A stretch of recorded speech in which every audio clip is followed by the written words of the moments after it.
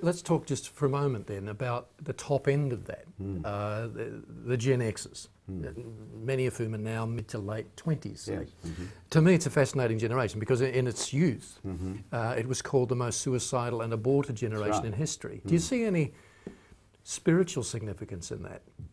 I do. I think if we use generational terms again, the boomers, their parents, experimented with all the things that were never done, or if done, were done silently, and we do it in a dignified way. Things that would be either too adult or too shameful or just not for general public consumption. By the time the boomers came on board, to many parents of these Gen Xers, they had sudden access to all kinds of forbidden areas.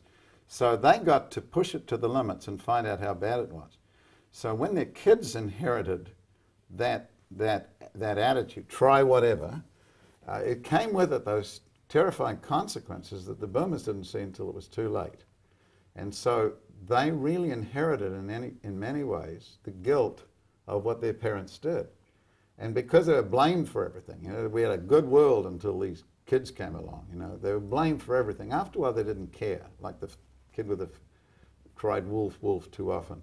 So what we've had then is a group of kids who are very, very sophisticated, very hungry for reality, very easy to pick up on something that's wrong, that is digital in the way it works. Meaning it's either full on or off. It doesn't have any in-betweens. So when it makes loyalties, they're fierce and undivided. When it does something wrong, it doesn't do it a little bit.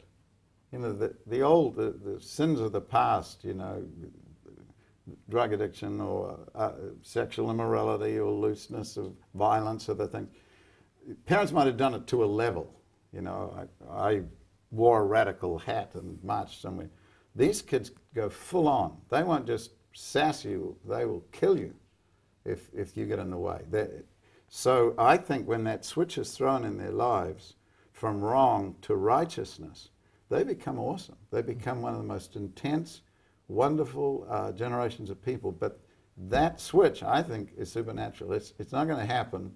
Second law of thermodynamics is against it. It's not going to happen naturally. It has to come from outside the system and something bigger and smarter than the system.